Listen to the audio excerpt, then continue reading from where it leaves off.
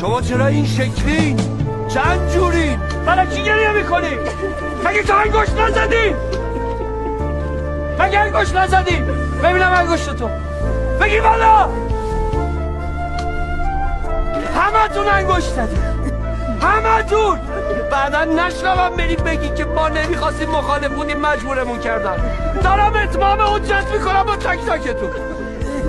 این کاری که شما از ما خواستید انصافا آدم خوبی بود نبود. نمیخوای چیزی بهشون بگی؟ بذار کارشونو بکنم.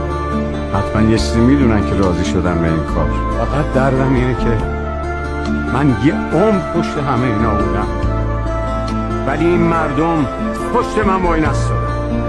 فکر نمی‌کردم اینجور پشت منی که همه چیزشون بودم و خالی کنم. اینجور من چه بدی به شما کردم؟ چه خبرتونه؟ اومدید تماشا؟ چیو میخوایم ببینیم؟